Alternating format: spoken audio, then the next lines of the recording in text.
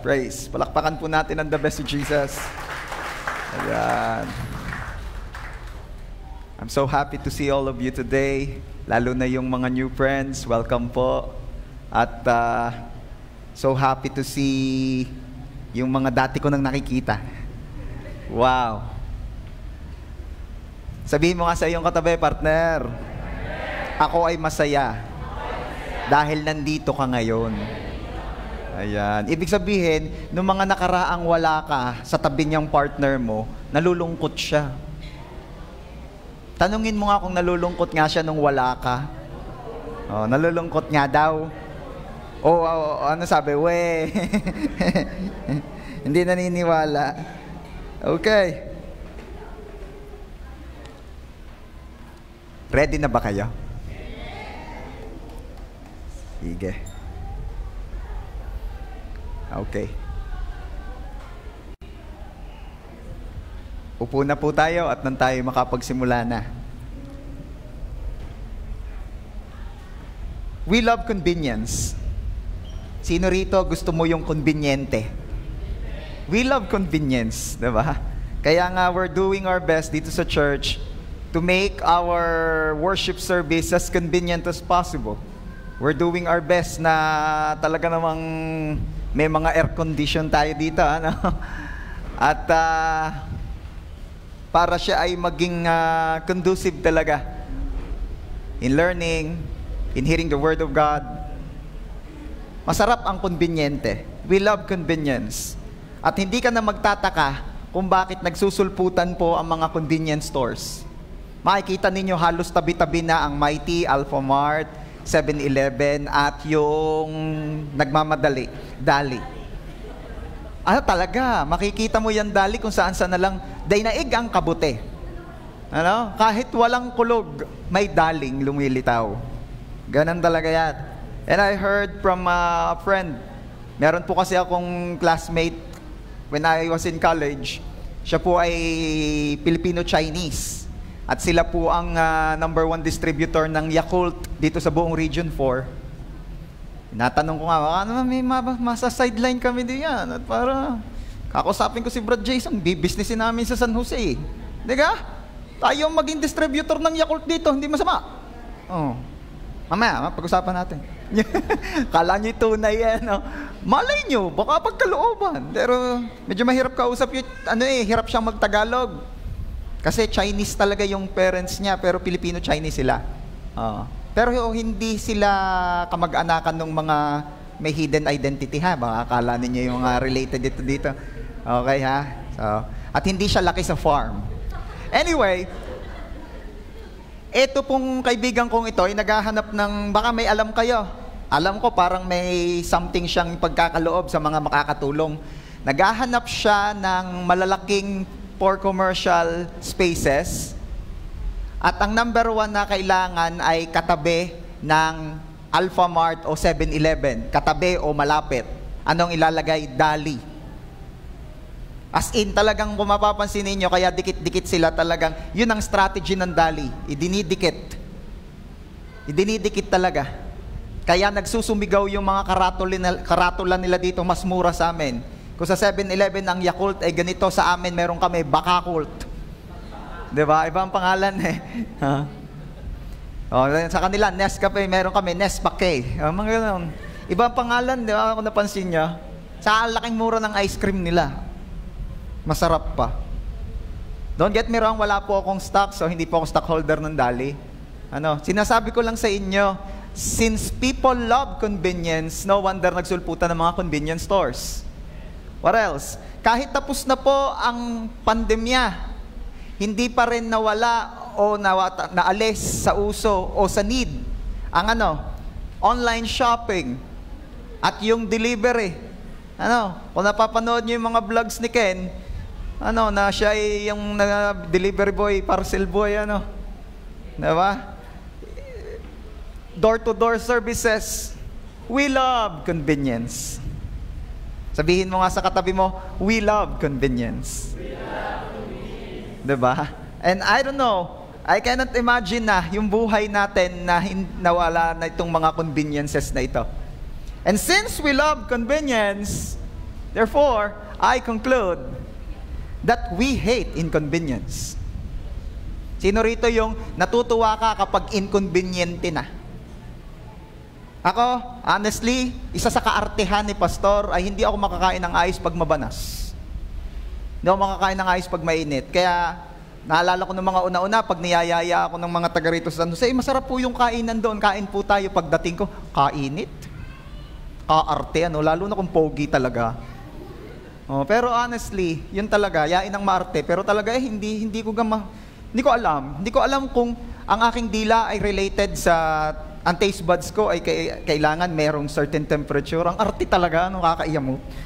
Pero, ang hirap din naman, at hindi tayo, ayaw natin pag inconvenient na. Tama?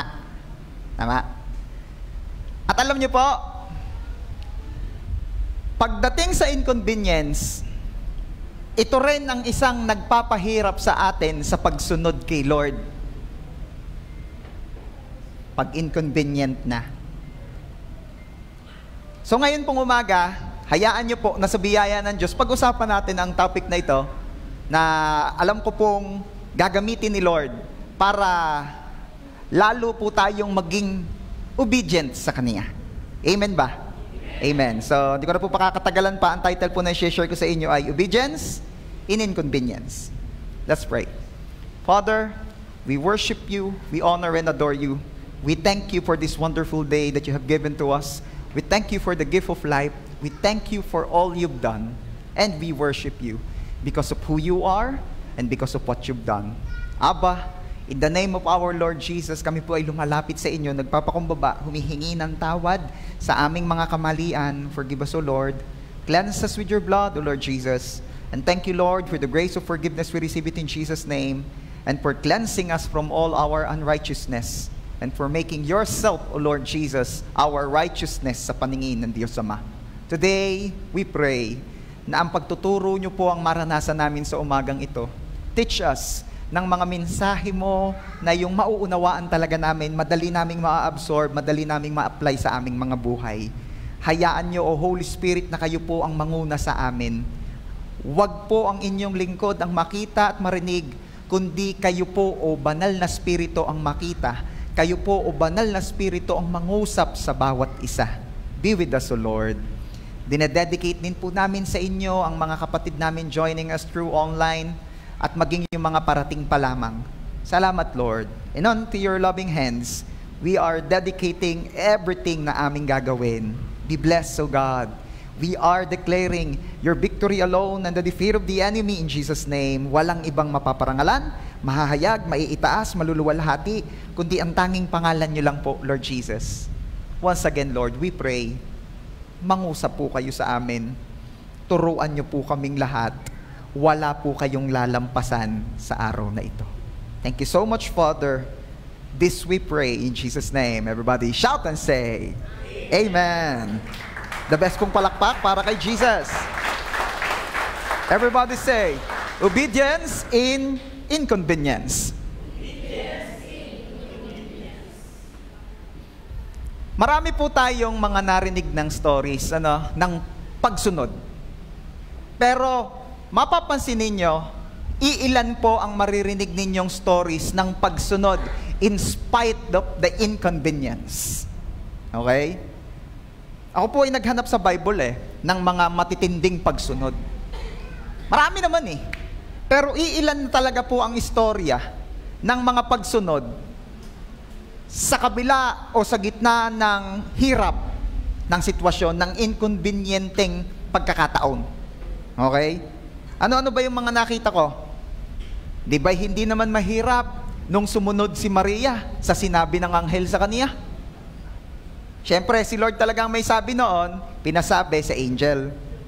Hindi yon madali. Sabihin mo nga sa iyong katabi, hindi madali ang pagsunod na ginawa ni Maria. Ano pa?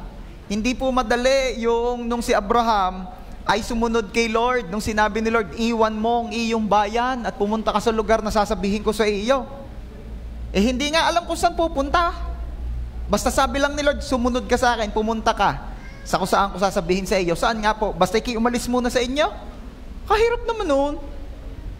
Uusap ka ng van, rerentahan mo ako, aalis na din sa amin, uusapin ko yung van mo ha. Siya, sige ho. Ay, saan ka po ang punta ninyo? Wala pang sinasabi si Lord eh. Mahirap ho iyan. Ay, magkano ga? Hindi ko nga ho alam kung saan kayo pupunta. Nakikita nyo na agad ang difficulty? Oh. Ano pa? Marami. Yung mga pagsunod, yung pagsunod ni Noah. Sabi ng Diyos, gumawa ka ng barko, ng arko. Sabi ni Noah, ano po yun? Yun ay malaking sasakyan na pantubig. Bakit po? Kasi uulan. Ano po yung ulan? Nung time na hindi pa naulan. Ang tubig po na dumidilig sa mga halaman at sa sangkalupaan ay nanggagaling sa ilalim ng lupang bumubukal. It is written in the book of Genesis. Di pa umuulan that time. Sabi ni Lord, kasi uulan. Ano po yung ulan? Sabi ni Noah.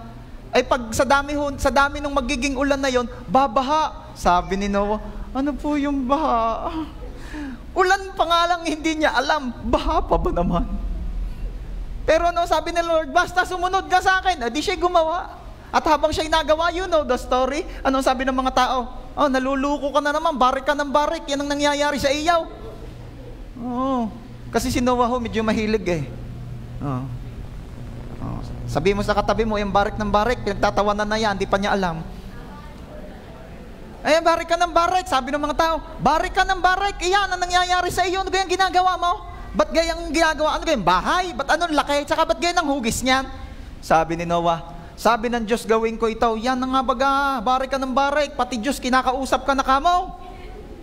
Kinausap nga ako ng Diyos, ang tawag daw din eh, barko. Ano? Barko? Ano gayang arko? Bakit ka nagawa na yan? Uulan daw. Ha? Anong ulan? Ay babaha. Anong baha? Ay tayo na nga, ari, wala na sa huwisyo, ari. Sabi ng pagbabarik, din ilalagay, wag din eh. O, iyon na. Ang hirap kaya, pero sumunod si Noah. And you know the story. Pero ano mapapansin ninyo? At pinakamatindi ay ito. Nung sinabi ng Diyos Ama sa Panginoong Jesus, ikaw ay magkatawang tao, bumaba ka sa lupa, ikaw ang magdurusa, ikaw ang magbabayad ng kasalanan ng mga tao. Oo, ikaw ang magbabayad ng kasalanan ng iba. Lalo pa kung hindi naman ikaw ang may sala o wala ka namang kasalanan. Sino rito yung ikaw ang nagbayad ng pamasahe ng katabi mo papartaw? Diba? Pamasahe na nga lang, di mo pa mabayaran. Kasalanan pa ba naman? At ikaw yung tiyak na parurusahan. Pero ano ang sinabi ng Panginoong Jesus? Sige Ama, not my will, but yours be done. At nung malapit na sa Garden of Gethsemane, ano sabi ni Lord? Lord, baka ano sabi ni Jesus? Ama, bikini men. Lord, baka naman po pwedeng wag nang garin eh. Ay tahimik ang langit. At yan sabi ni Jesus, pero hindi po ang kalooban ko. Ang kalooban niyo po ang masunod. Matitinding pagsunod. Pero ano mapapansin ninyo? Kakaunti. Kakaunti ang mga ganitong stories sa Bible. At kung atin pong titingnan sa buhay natin ngayon, kakaunti rin yung mga ganyang kamukhang istorya ng matinding pagsunod. Ibigyan ko kayo ng ilan, yung mga tipong kahit alam niya na ang kanyang medical condition ay hindi maganda at siya ay uuwi na at siya ay magpo-for good at kailangan niya ng pondo, pero sinunod niya ang Diyos at ibinigay niya ang Diyos, pinarangalan niya ang Diyos sa kanyang finances. Ang matinding pagsunod. Yung tipong alam niyang mag-aaway silang mag-asawa pag nalaman to ng asawa niya, at wala naman talaga rin siyang ibang pagkukuhanan, pero pinarangalan niya ang Diyos ng kanyang unang bunga. Matinding pagsunod. Pero once again, hindi ako mananawang ulit-ulitin, kakaunting istorya, kakaunti ang ganyang stories. Bakit? Kasi po, ang pagsunod, madali pag conveniente, mahirap na pag inconvenient na. Sabi mo nga sa iyong katabi, nawa, mapabilang ako Sa iilang kwento ng pagsunod kahit mahirap. Sino may ganong heart's desire? Diba? Mapabilang ka sa iilan. Hindi naman porket nakakarami sila ang tama. Dahil may mga pagkakataon kung sino yung kakaunti, sila ang dakila. Sila ang pinapalakpakan dahil lalo na sa pagsunod sa Diyos.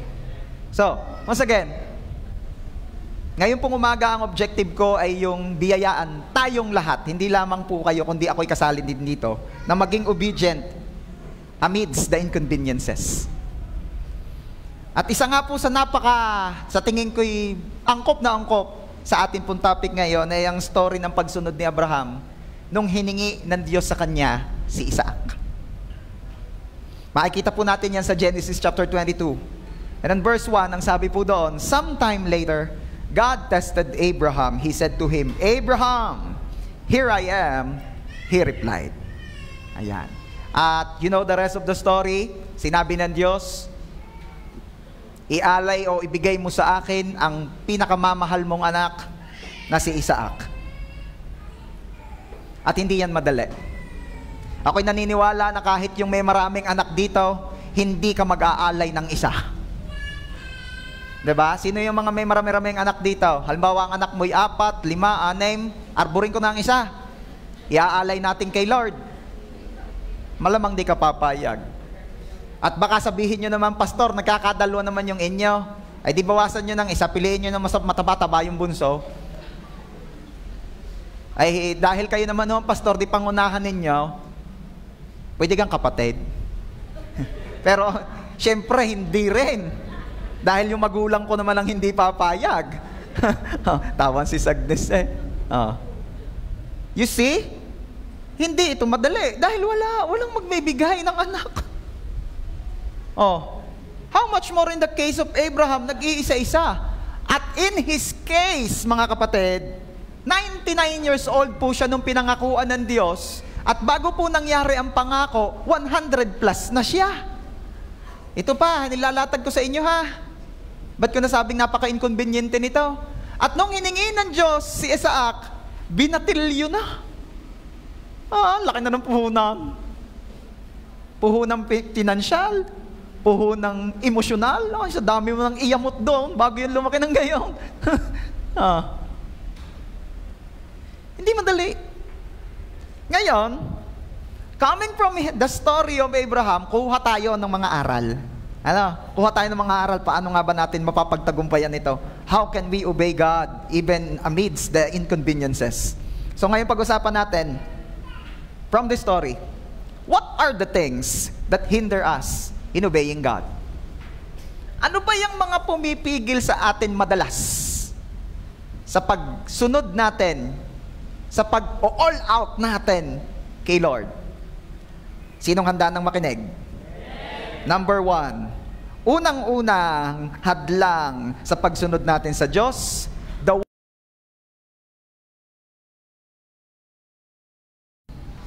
hinabaan ko, kinumpleto ko para hindi ma-misinterpret. Alam nyo nung una nakalagay dyan, our loved ones. At marami mag-a-agree, oo nga, pinipigil ako ng inay, pinipigil ako ng ninang, pinipigil ako ng lula, pinipigil ako ng ninang, ng aking juwa. Ay ba, yan na naman, juwa na naman tayo eh. Ito na naman tayo eh, no? Pinipigil ako. O kung hindi naman tao, pinipigil ako ng aking baboy na mga nganak. Hindi maiwan, mga nganak na eh. Pinipigil ako ng partner kong malapit ng i-hole. Di ba? Pinipigil ako ng aking aso. Bihira, binabantayan ng aso. Ito na naman tayo. Kung binabantayan mo ang iyong aso, sinong aso sa inyo? Di ba? Ikaw ang nagbabantay sa aso mo. At hindi yung aso mo, binabantayan ka. Ang tanong, sinong aso sa inyong dalawa? Ito na naman tayo eh. Hindi naluluma eh. Dahil talagang, nakakapagtaka eh. Nag-alaga naman ng aso, ikakagayan. Pag may nakitang ibang tao, natahol, nya. Ay dati-rati yung aso ang nagbabantay para walang manakaw. Ngayon yung aso binabantayan, bakit? Baka manakaw. Ay, Sheesh! Meron bago sila, Ay, naman ang aso yan. Anyway, move on na tayo. Maraming nasa live, may marang aso kaya nasa live. Pero, yes, the ones we love more than God, kaya aking kinumpleto. Kasi hindi po masamang may mahal sa buhay, may pinapahalagahan sa buhay, tao man yan o bagay, hindi yan masama. Pero the moment na sila'y mas mahal mo na at mas pinapahalagahan mo na kaysa kay Lord, iyan ang problema. Paano po natin, pastor, nasasabi na yung aking mahal sa buhay o yung aking pinapahalagahan sa buhay ay pumipigil sa akin sa pagsunod ko sa Diyos? O paano ko po masasabi na itong mga bagay na ito o mga taong ito ay mas mahal ko kaysa kay Lord?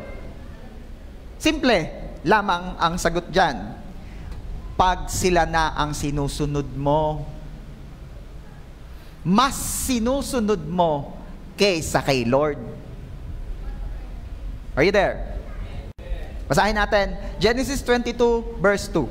Then God said to Abraham, take your son, your only son, whom you love. Oh, talagang pinagdidiinan ni Lord. May hugot si Lord dito. And go to the region of Moriah. Sino si Moriah? Yung kumanta ng paubaya. Ay, ano ba yan? Moira ba yan? Oh, benta. Sacrifice him there as a burnt offering on a mountain. I will show you. Nakita ninyo si Lord?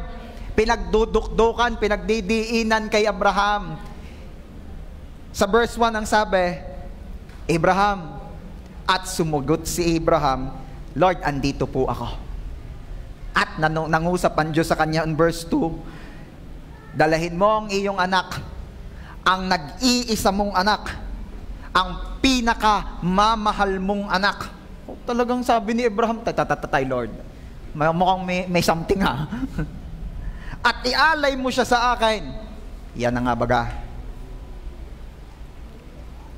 Alam ninyo, kita ng Diyos kung sino o ano ang pumapagitan sa inyong dalawa. Kita at alam ng Diyos kung meron na o kung may someone na nanamagitan sa relationship mo at ni Lord. Kita ni Lord yon. And always remember this, church, anuman o sino man ang makita ng Diyos na namamagitan sa inyong dalawa, given na gusto mong mapalapit sa Kanya, hindi ikaw ang kukunin ni Lord. Ang kukunin niya yung namamagitan sa inyo. Ipa-o-offer niya yan. Kaya humanda ka.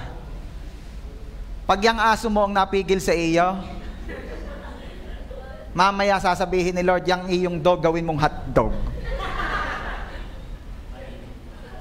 Yung business mo, sasabihin ni Lord sa iyo, yung business mo, maganda naman yan, ako nga may bigay sa iyo yan. Pero, namamagitan na yan sa atin, gawaan mo na ng paraan yan, or else ako ang gagawa ng paraan. Yang juwa mo, ako ang nagbigay niyan sa iyo, kaya nga lakanta ka lagi sa video, okay, God gave me you.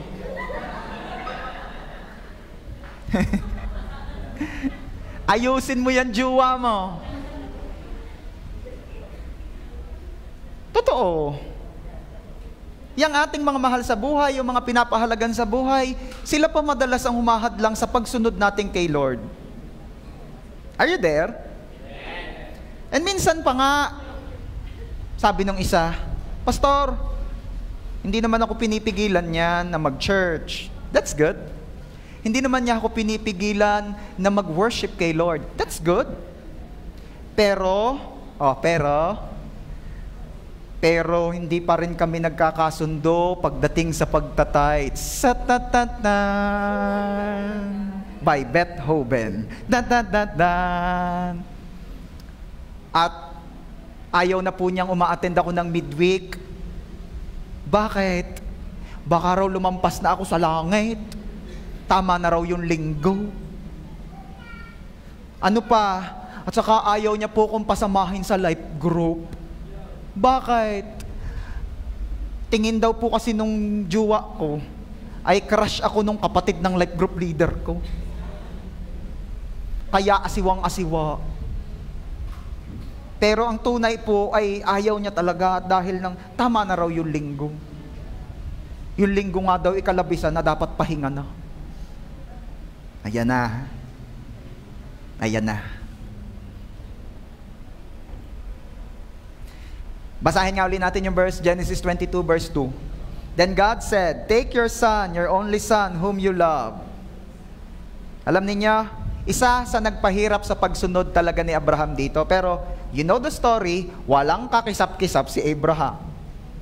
Walang Lord, wait lang. Diba? Kung millennial si Abraham, sabihin niya, Lord, wait. Pero hindi. Walang excuse si Abraham. Kasi, early in the morning, bumangon na siya at nagsimula na siya ng pinagagawa ni Lord sa kanya. Pero, ito ang gusto kong bigyan ng point.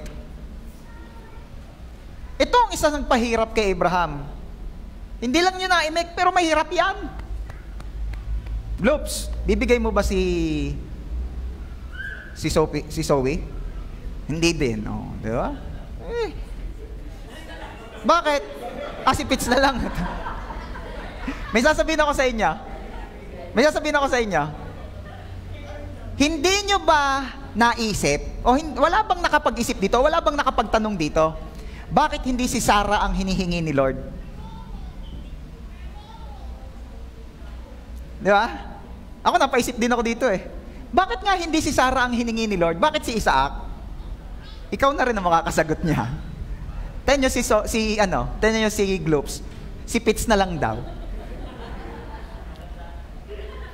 No, hindi wala na ako ipapaliwanag kung ba't hindi si Sarah ang hiningi ha. Self-explanatory na yon. But anyway, ano mapapansin ninyo rito? Sila nagpapahirap eh. Itong mga to nagpapahirap eh.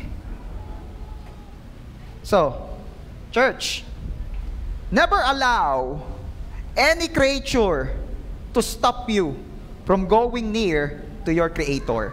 Wala yan dyan. Kasi paalis na ako nung naisip ko yung, kaya nasa cellphone na. You see, meron akong cellphone, meron akong tablet. Narinig na hindi ko na nailipat din eh. Kabilis nung nag-announce tatapusin ko pa. Anyway, very good yung nag-announce. Again, take note of this, church. Never allow any creature to stop you from going near to your Creator. Huwag kang papayag. Anumang nilikha yan, tao man yan, di ka sure, o bagay, o ganap. Yung iba kasi yung ganap naman eh. Di ba? Hindi na naubusan ng mga ganap. Hindi na naubusan ng gala. Hindi na naubusan ng mga gathering. Ay hindi naman talaga mauubos yan. Kaya pipili ka talaga. Ano pa? Ang mga madalas pinagpapalit si Lord. Saan niya pinagpapalit si Lord? Sa gawaing bahay. Hindi man nauubos yan. Sabi nung isang nanay, mabuti pa ang gawaing bahay, hindi maubos-ubos. Ang budget ko kakaunti na uli. Kung pwede lang daw pagpalitin, hindi na uubos ang budget. Okay. What else? Pangalawang bagay that hinder us in obeying God, at ito'y naranasan ni Abraham, inconveniences. Yan na. Ito na yung aking gustong bigyan ng DN. The inconveniences. Yon. Genesis chapter 22 verse 3. Early the next morning. Everybody say, early the next morning. Abraham got up and loaded his donkey. He took with him 2 of his servants and his son Isaac. When he had cut enough wood for the burnt offering, he set out for the place God had told him about. Okay, what else? Isa pang talaga namang nakakamangha sa Lord, sa buhay ni Abraham, ay yung pagsunod niya amidst of this inconvenience. Ano yon? Early the next morning, yung maaga. Kita nyo na agad kung sino ang excited, gumawa, gumanap, sumunod sa ipinagagawa ni Lord. Maagap yan. Sabi mo nga sa katabi mo, ang excited sa pinagagawa ni Lord. Maaga yan. Diba? Pagdating ko kanina, nakita ko yung car ni Bam. Tuwan-tuwa ako, sabi ko, aga naman ni Bam, galing pang Cuenca yan. Praise God, palakpakan naman natin si Lord. Diba? Blessed na blessed ako. Nakita ko, wow, ang car ni Bam, ang aga. Alam nga namang car lang yun, wala si Bam, di ba? Oh. God bless you, anak. Ngayon, hindi ito madali sa mga hindi morning person. Inconvenient po ito, yung early in the morning. Kaya, karamihan, pag alas 9 ang service, nagising alas 8. Mabilis naman daw kaya nagayak na hanggang 8:30, gayak na yan. Problema, maghihintay pa ng tricycle. Yun ang problema minsan Oo, maaaga naman yung karamihan, yun lang masasakyan, ang tanghali na. Tama ka? O yung driver, ang tanghali na. Ayan. Sorry na daw. No, pinatawad na. Ngayon, in the case po ni Abraham, nakita ninyo, early in the morning, sinimulan na niya ang pagsunod. Wow. Medyo magpapas forward tayo. Alam niyo po, nang dahil sa pagsunod na ito ni Abraham, grabing blessing ang naranasan niya. 'Di ba? Siya ay naging super, mega duper blessed. Sobra. At isa sa napansin ko, kasi maagap siya. Truly, yung early bird catches the biggest worm. Kaya naniniwala ako, yung mga maaaga lagi, lalo na sa pinagagawa ni Lord, nako, grabing blessing ang sasasambot niyan. Yung mga gusto yon, pumalakpak ka nga ng the best kay Jesus. Yan. Tuloy natin. Ano pa mga inconveniences dito? Sabi po, he took with him 2 of his servants. Ayan. And his son, Isaac. Ano mapapansin ninyo? Kung sinabi po ni Lord kay Abraham, Abraham, ialay mo sa akin si Isaac. Now na, dito na. Sige po. Kandalin. Hindi madali yung pastor, mahirap, nag-iisang anak, etc. Hindi. Dali, iba-iba. Pero hindi Ano ang sabi ni Lord? Doon mo dalhin sa Mount Moriah ang pagkalayo. Diga, pwede na magreklamo si Abraham Pwede na sabihin ni Abraham, ako na nga ang mag-aalay ng anak. Ako pa magdadala doon. Layong-layong iyon. Gaano po kalayo mula sa lugar ni Abraham ang Mount Moriah? Verse 4. On the 3rd day, Abraham looked up and saw the place in the distance.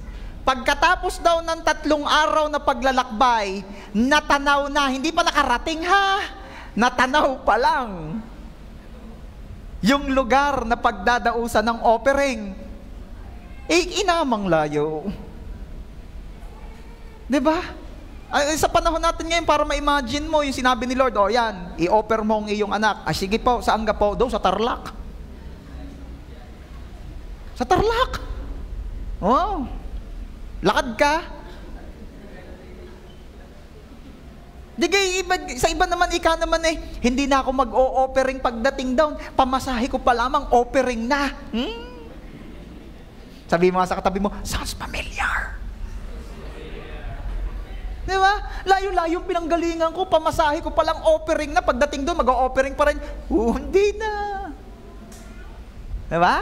Pwede sabihin ni Abraham, sacrifice na yung pagpunta ko sa layo ng pinanggalingan ko, hindi ko na isasacrifice ang anak ko. Ano pa? Nakita ninyo, babalik nyo doon sa verse 3, may 2 pa siyang kasamang servant. Babayaran ko pare. Yung ibabayad ko din offering na. Diba?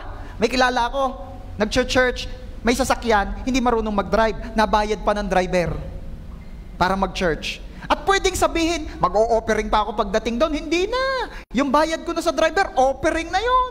Quits na kami ni Lord noon. Alam na ni Lord yun. Unawa na ni Lord yun. Diba? Pero look at Abraham. Anong sabi ni Abraham? Ito ang biyaya ng Diyos kay Abraham. Hindi. Walang ganyan. Walang kwentahan. Hindi ko kukwentahan ng Diyos.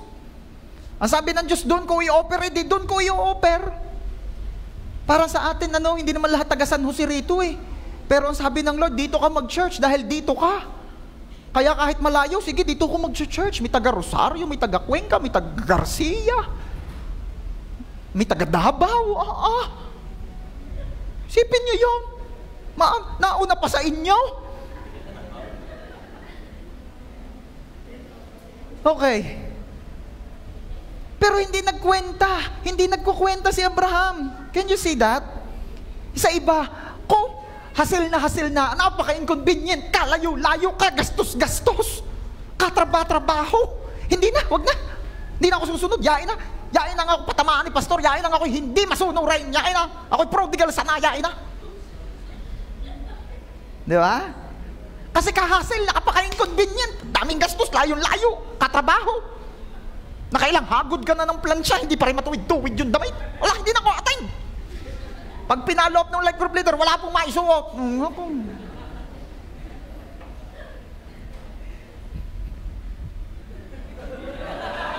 Ano yan? Ano ibig sabihin nun? Ha? Nailag. Marami daw nakaligtas sa lindol. Ubos sa tsunami. Ibig sabihin may kasunod pa yan. Yung ilag kayo ngayon. Sige. Ako po'y natuturoan din eh. Ako sa pool din eh. Lalo na yung light. Ako na may laging light eh. Kailan yun ako nakita dito akong kaunahang dumating? Lagi rin akong light. Ako'y unang-unang tinatamaan din eh. Dugo na. Ginagawa ko pala ang rebangas na. Pauulitan pa ngayon. Kayo nga, once lang eh. Unless panoodin nyo uli yung live. Okay.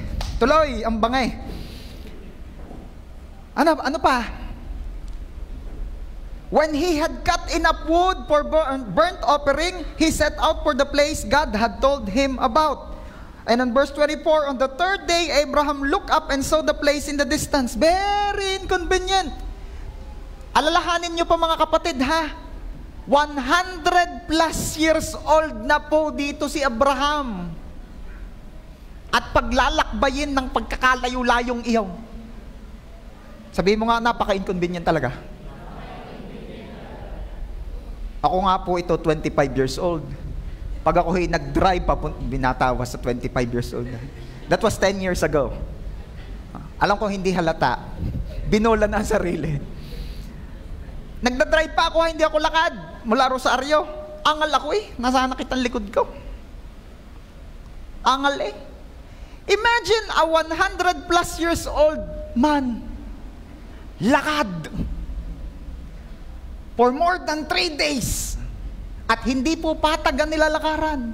Disyerto. Hindi luubahan na malilong malamig-lamig. At pagka nagutom pa'y may patak na Indian. Wala lang gayon. Disyerto ho ito. At ang mga kasalubong mo rito, scorpion, rattlesnakes. Naman na. Sa atin, naiwas ka lang pag may naririnig kang kitching na kalansing. Doon, iiwas ka talaga pag may narinig kang parang ganun din ang tunog kasi baka buntot na ng rattlesnake yun. Hindi ito madali. Imagine yung paa ng matandang iyon, durug. Sa layo nung nilakad. Ano pa? Ang sabi po doon sa verse 4, it took him 3 days para lamang makita o matanaw ang pupuntahan. Alam nyo pa kung anong isang napaka-inconvenient dito? Hindi lang yung physical inconvenience sa pinag-uusapan. Yung emotional inconvenience.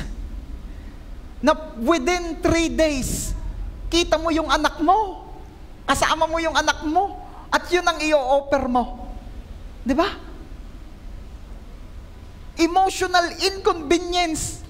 Na syempre naman, nag-i-stop over yung mag-amang yun. Pakakainin, kakain kayo, ano? Hindi mo lang masabi nga rin, aking anak, last na nating hapunan ito. Di ba? That emotional inconvenience. Anong nararamdaman mo pag pa-abroad na uli yung nanay mo o yung anak mo o yung tatay mo o yung asawa mo na nagbakasyon, paalis na uli. Di ba? Ayaw mo na nga matulog eh. Naalala ko si mama at papa noon eh, pag yung paalis na uli.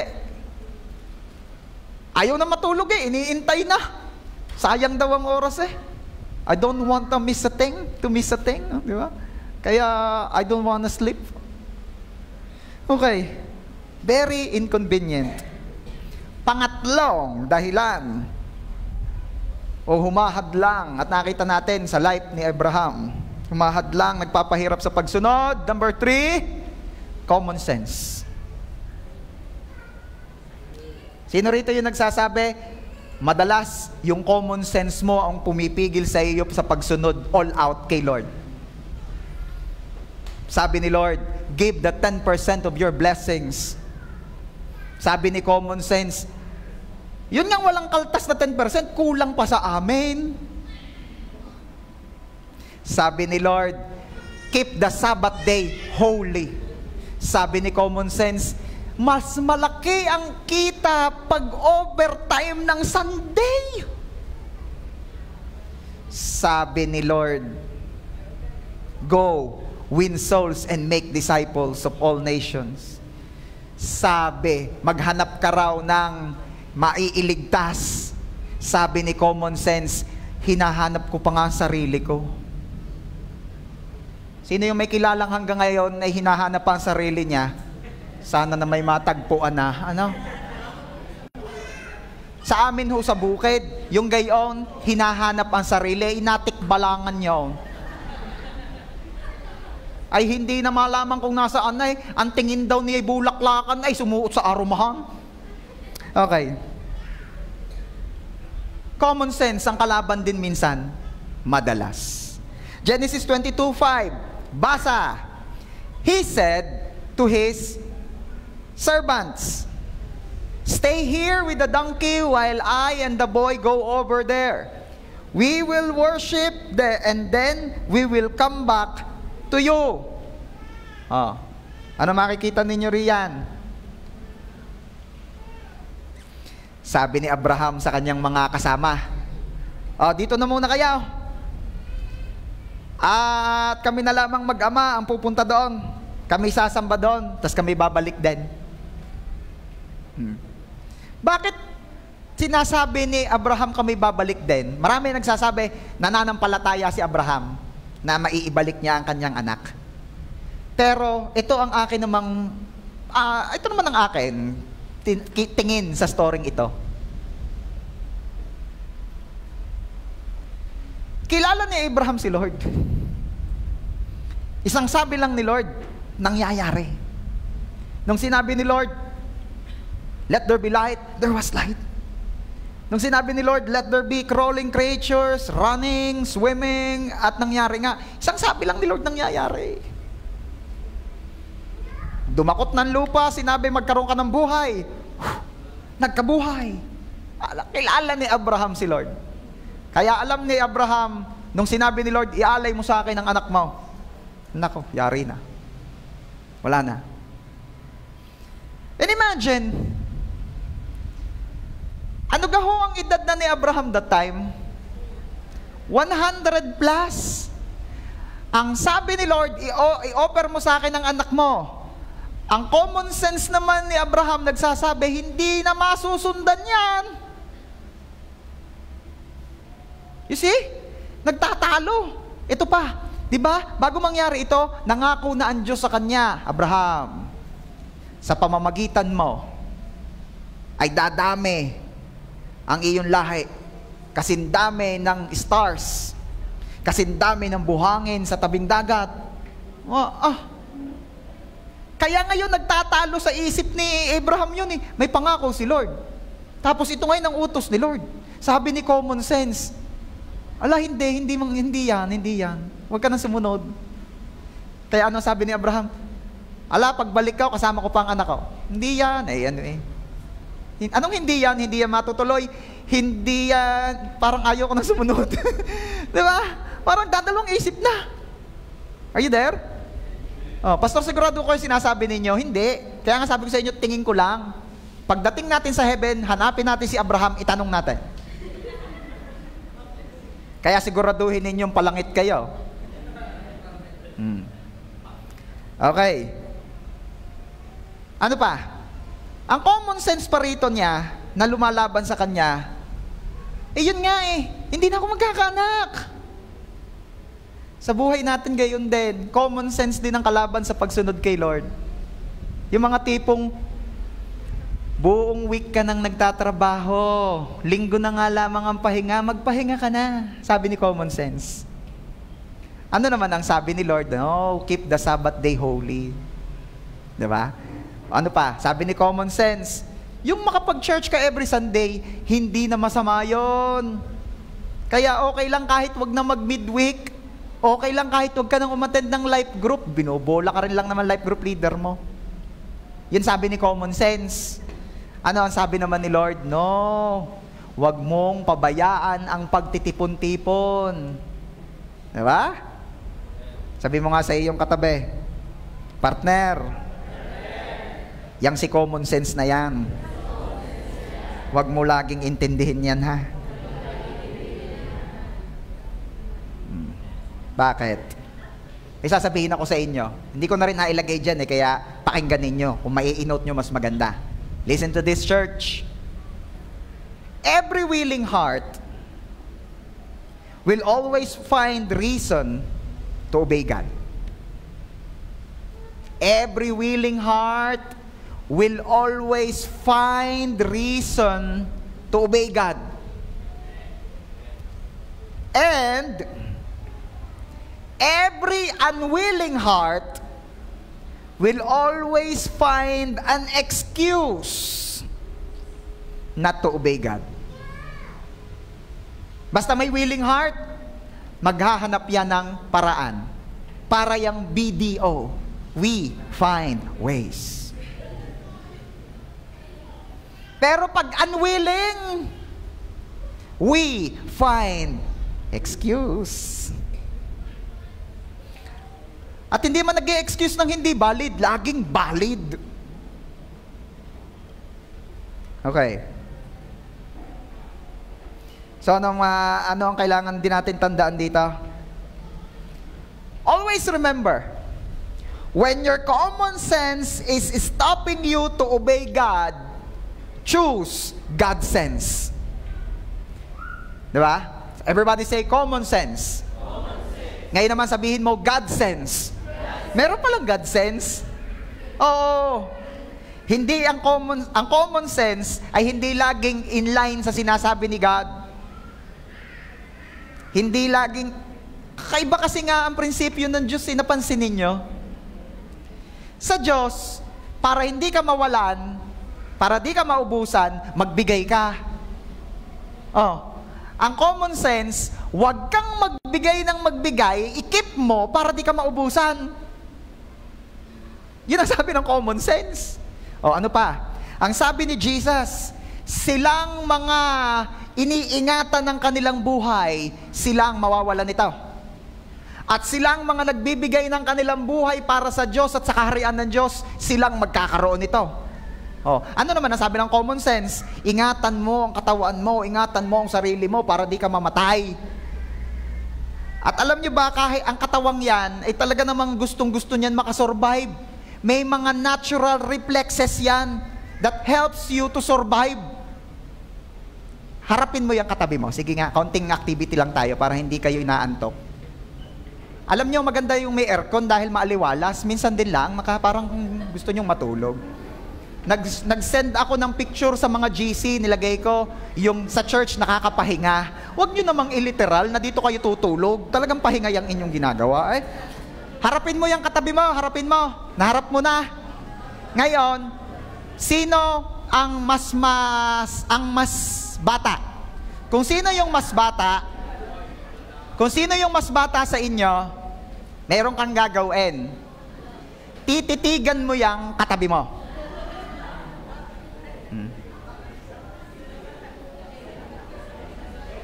Alexis, huwag ka na makisali dyan.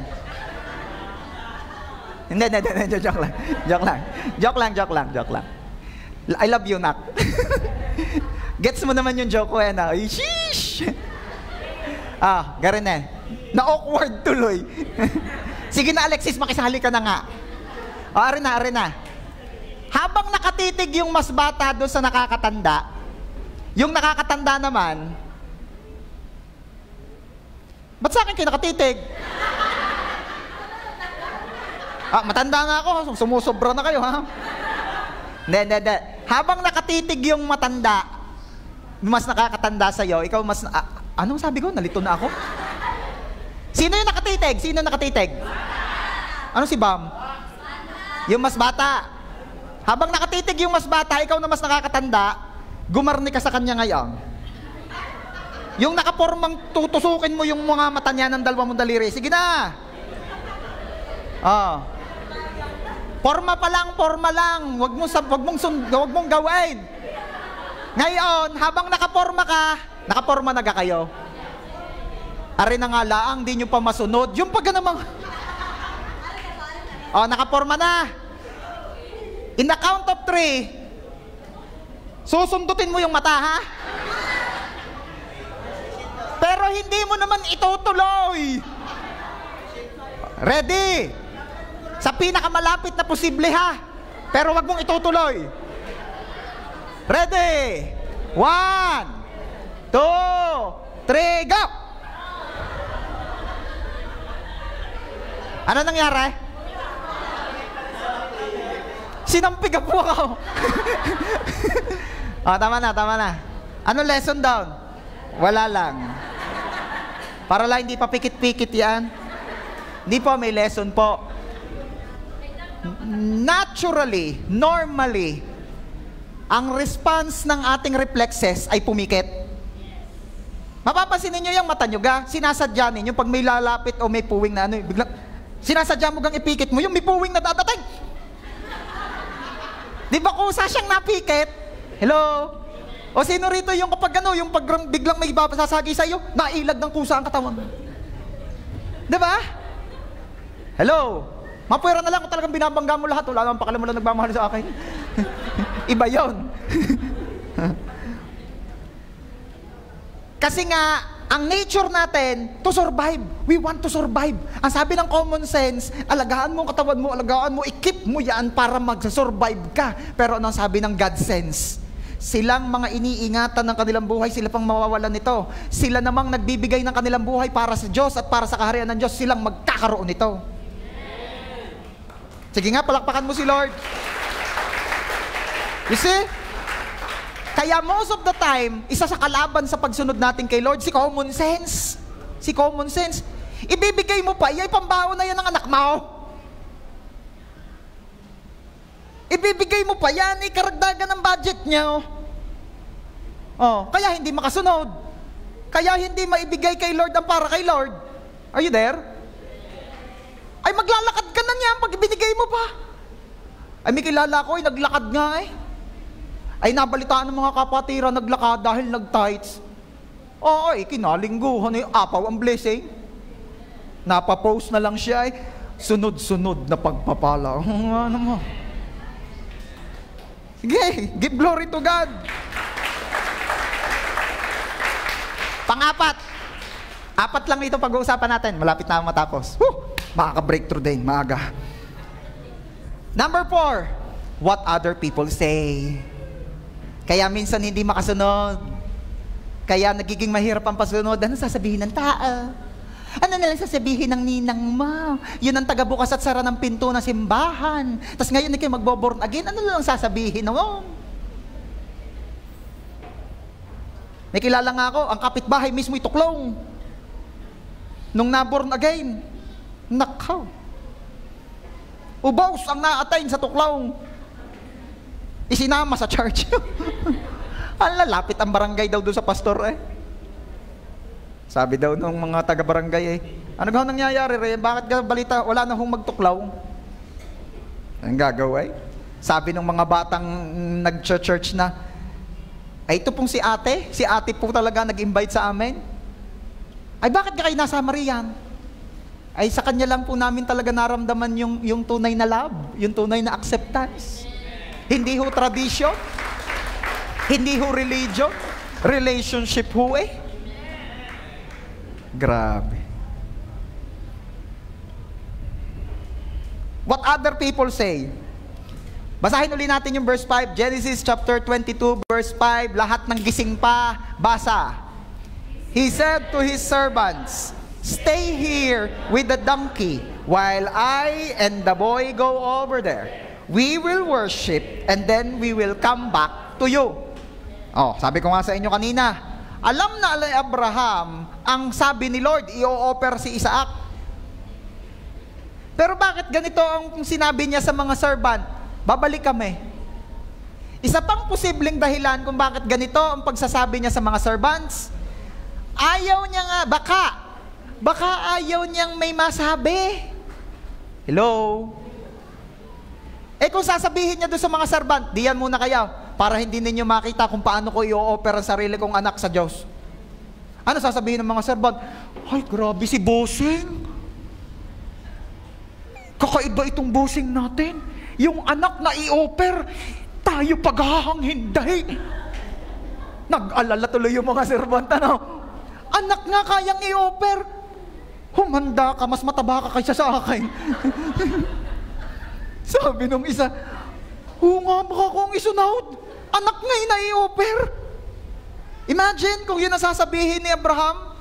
Kaya minsan hindi tayo makasunod dahil baka kung anong sabihin ng iba.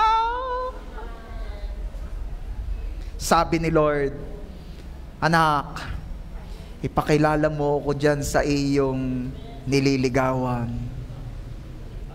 Sabi naman ni Boy, Lord, pag sinagot na ako, bago kita ipapakilala ha.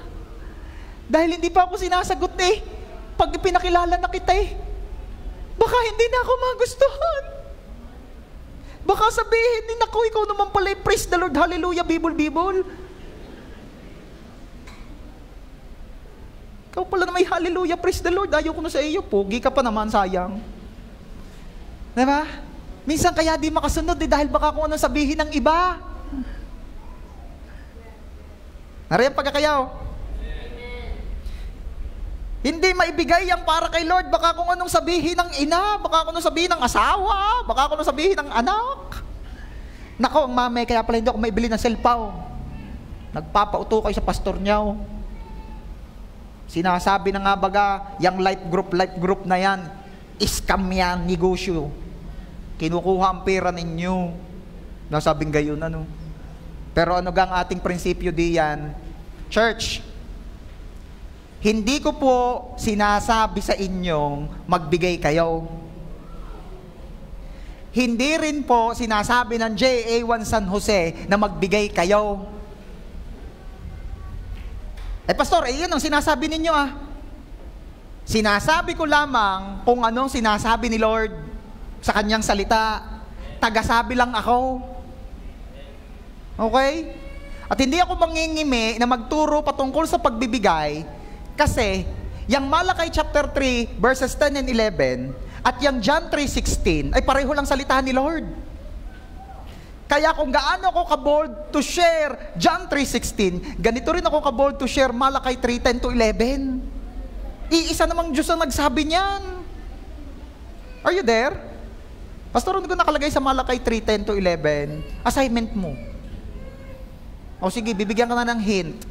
Ang sabi ni Lord, ibalik ninyo sa akin ang ikapo, sabi ng Panginoon. At subukan niyo ako sa bagay na ito. Kundi ko buksan ang durungawan ng langit, ibuhos ang pagpapalang walang sukat kalagyan, at sasawayin ko ang mga maninira at mga magnanakaw.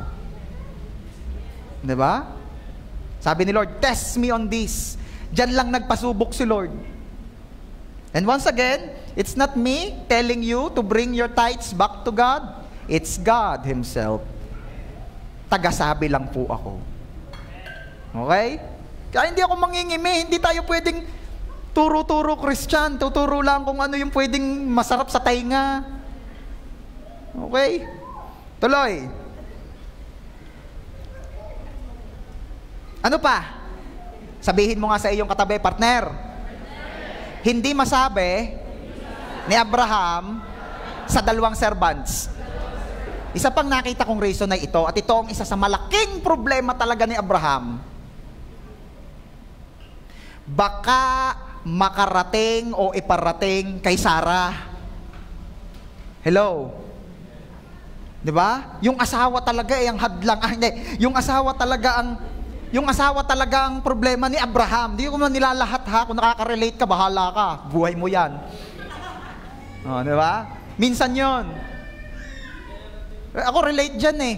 Pag nagla-life group kami, ng life group ko sa labas, di syempre kakain kami, yung mga inasal chicken, may mga chicken oil, talagang, yes! Kakain ako, wala si pastor, lalagyan ko chicken oil, ganyan. Pagdating ko sa bahay, sasabihin ng aking asawa, mahal, daming-dami mo na naman daw nakain.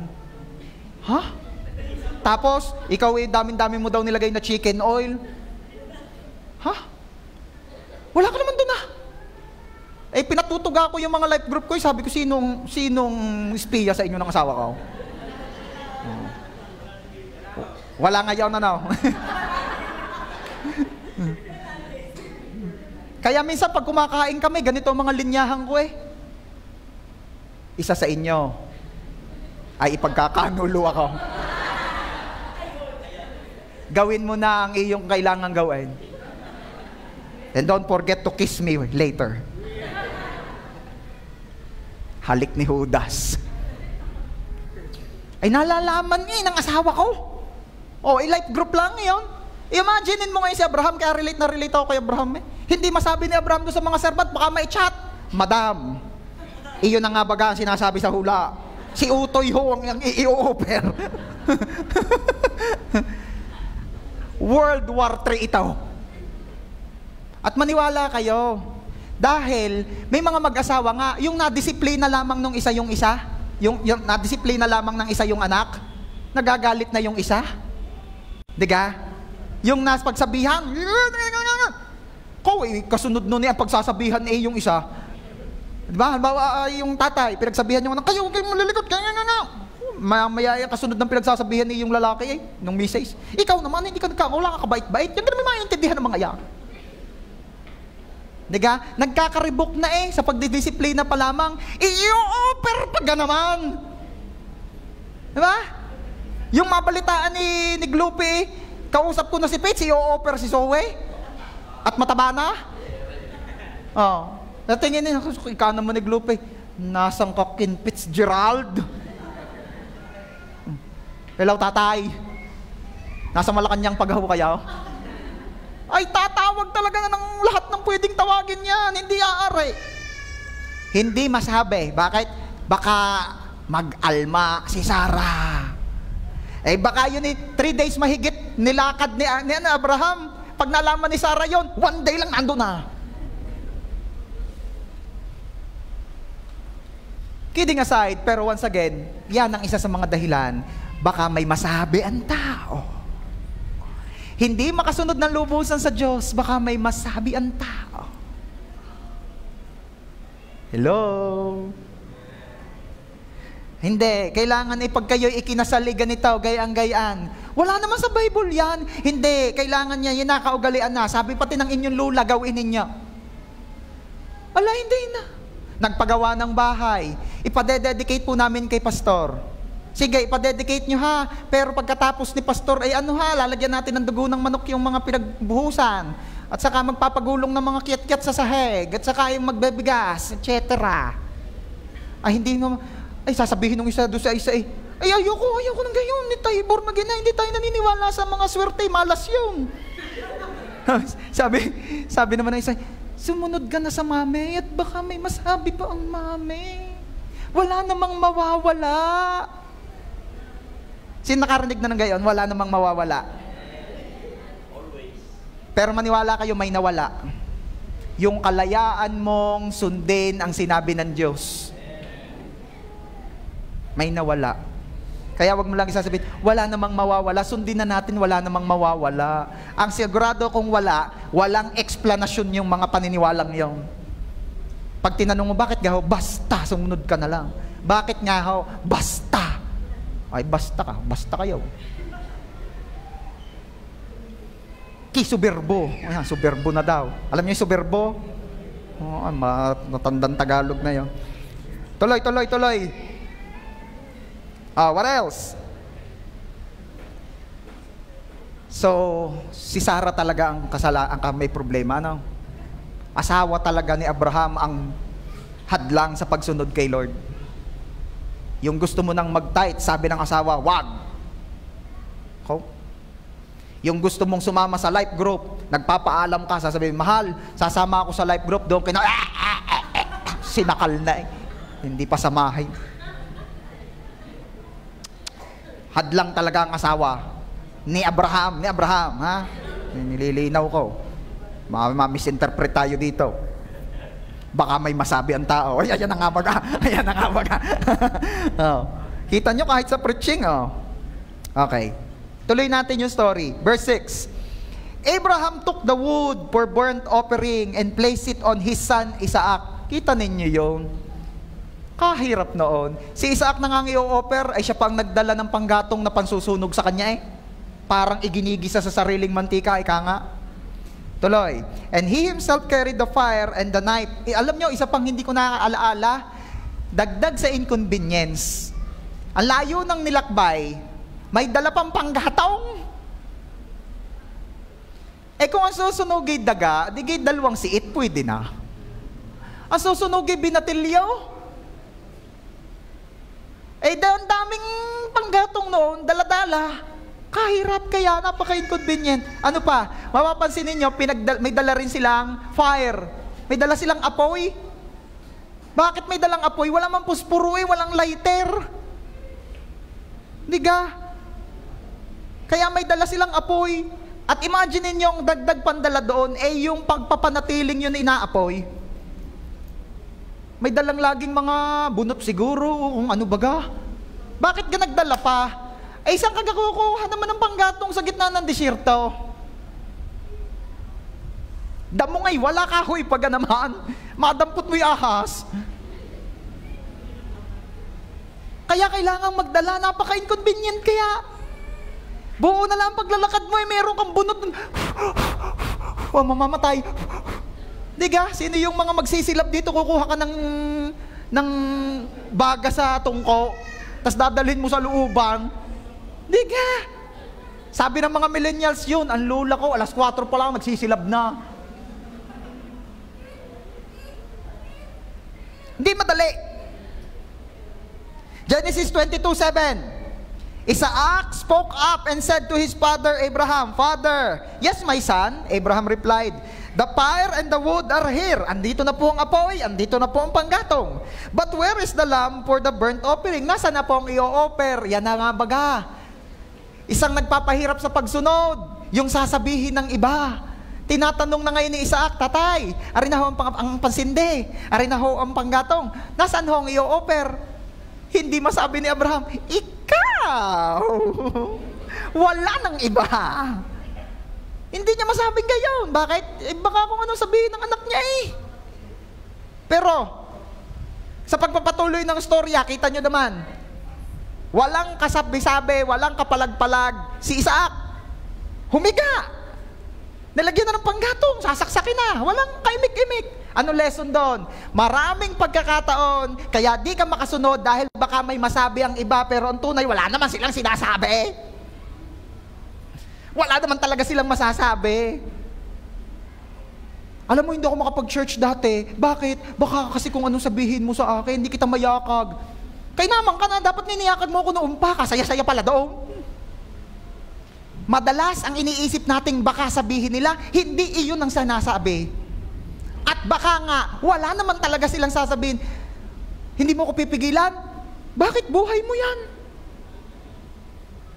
Di ba? Yan, kita nyo, hindi masabi ni Abraham kay Isaac, baka si Isaac ay mag-react, pero wala namang kare-react si Isaac, nakahiga nga lang, sige, offer, sige. Payag na payag. Okay, tuloy. Gusto nyo Abraham answered, verse 8, God himself will provide the lamb for the burnt offering, my son. And the two of them went on together.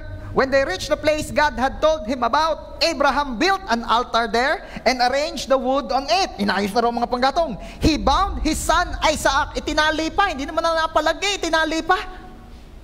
Talagang pihong-piho na ito, wala nang kawala. Hindi na napalag, nakatali pa. Kaya kapag sinagot ka na, paksalan mo na agad para wala nang palag.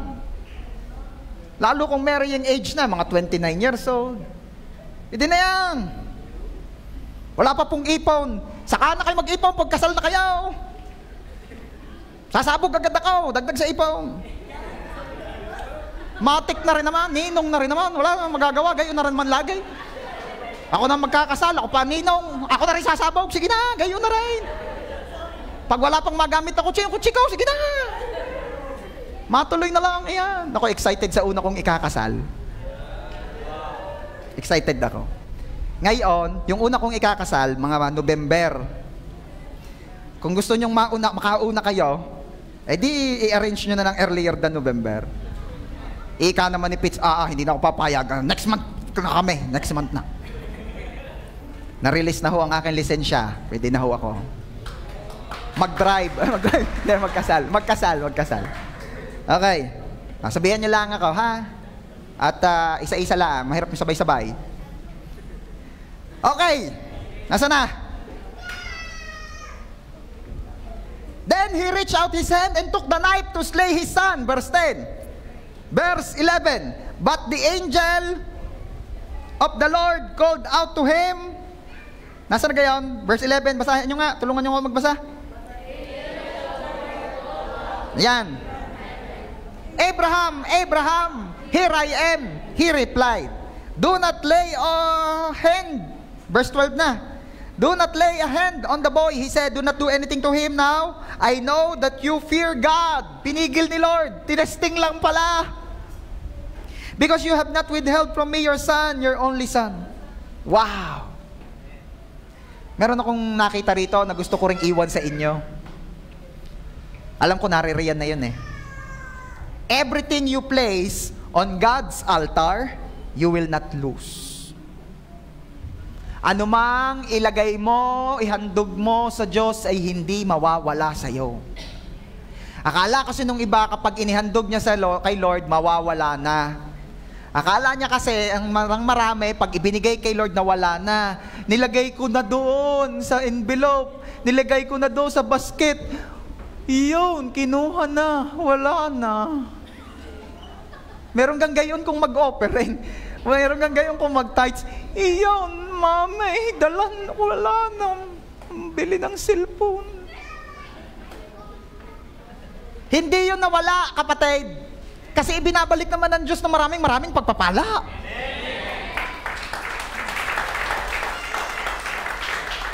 Hindi nawawala.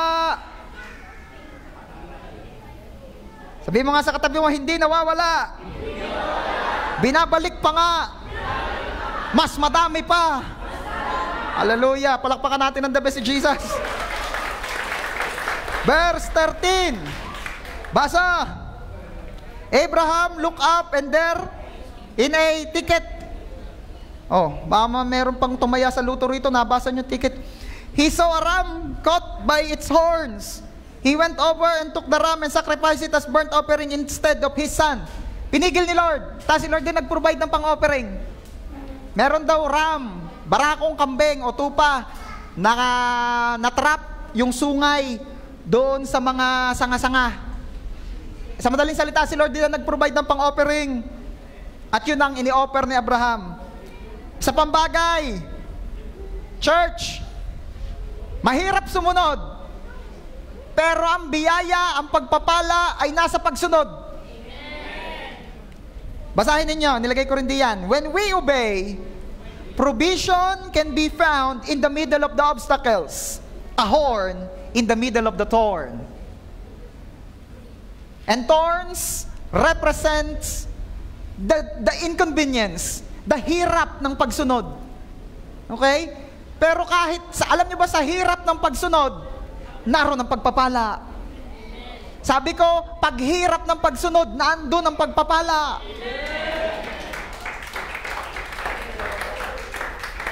Verse 14, so Abraham called that place, the Lord will provide. And to this day it is said, on the mountain of the Lord it will be provided. Verse 15, the angel of the Lord called to Abraham from heaven a second time and said, I swear by myself, declares the Lord, that because you have done this and have not withheld your son, your only son.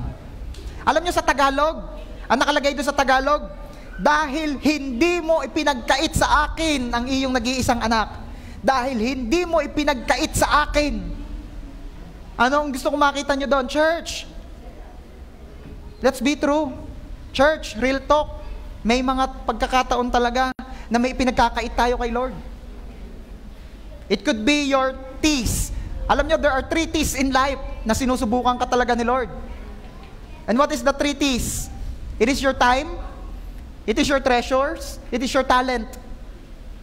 3 T. At dyan sa 3 T, minsan may ipinagkakait ka. Kaya tuwing may kulang sa gawain ng Panginoon, it could be, meron kasing ipinagkakait ang sino man sa Diyos. Kulang sa talents, baka merong ipinagkakait ang talent niya kay Lord. Marunong sumayaw, pero ang dancer tatatlo. Merong ipinagkakait ang talent niya. Kulang sa pondo, merong ipinagkakait ang treasure niya. Kulang sa workers, kulang sa na-attend, merong ipinagkakait ang time niya. Pero ano ang sabi ng Panginoon kay Abraham? Dahil hindi mo ipinagkait sa akin. Meron akong hiningi, pero hindi mo ipinagkait. Ano nangyari? Ituloy natin. Verse 17. Dahil hindi mo pinagkait sa akin ang iyong anak. Verse 17. I will surely bless you. One of the reasons kaya may mga taong ang tagal-tagal na nag-church ay hindi pa rin nakaka-breakthrough sa buhay, hindi pa rin talaga makaranas ng super blessing. Bakit? May ipinagkakait ka ba? May ipinagkakait ka pa kay Lord. Sa dami-rami naman ng pagdadamutan ang Diyos pa. Ang Diyos na mismong nagbigay. Ang pinagkakaitan mo, kapatid, siyang nagbigay. Parang tatay. Sabi nung anak, tatay, gusto ko pong ice cream. Ibinili nung tatay ng ice cream. Pagkabigay doon sa anak, sabi, napaibig yung tatay. Anak, pahingi. Sabi nung anak, ayaw ko, akin ito. Ngaling-ngaling sabihin ng tatay, ako nga may bigay niya, pagdadamot mo pa sa akin. Sabihin mo nga, huwag mong pagkaitan si Lord. Dahil lahat ng iyo ay Kanya at galing sa Kanya. Kahirap na nga pinagkakaitan niya yung may Kanya. Di ba? Narinig nyo rin yung storya nung nagwi-withdraw sa bangko, ayaw pa withdrawin ng manager ng bangko, sabi nung may-ari, atay ka muna, ba't maalam ka pa sa akin, pira ko yan? Naimi ka ng gayon eh. Bakit? Ba't nga gamaalam pa siya, ipira ko yan? Eh pag si Lord kaya ay nag-withdraw sa inyo, pawi-withdrawin niya? Hindi na nag-e-amen yung iba. Next Sunday na lang daw uli kami magpulong. You see, if you want to experience super blessing, huwag kang magkait ng anuman sa Diyos. Verse 18. And through your offspring, all nations on the earth will be blessed. At ang kahuli-hulihang linya riyan, because you have obeyed me. Nasa pagsunod talaga ang pagpapala, mga kapatid. So church, as we end, I want you to know that even if it is so inconvenient, sa biyaya ng Diyos, keep on obeying God. Amen. Palakpakan natin si Lord. May I invite everyone to stand up? And let's pray. Father, we thank you for this wonderful day. We thank you for that wonderful message. Truly, Lord, ikaw ang nagturo. Salamat po, to you alone all the glory. Thank you, Lord, for teaching everyone. Biyayaan niyo po kami ng pusong masunurin. Puso na sumusunod in spite, amidst of the inconveniences. Lord, humihingi kami ng tawad sa mga pagkakataong hindi kami sumunod sa iyo dahil mahirap na. Humihingi kami ng tawad sa mga pagkakataong nasunod lamang kami kapag convenient lang. Lord, forgive us. And Lord, we pray, biyayaan niyo po ang bawat isa to keep on obeying you amidst of, in spite of.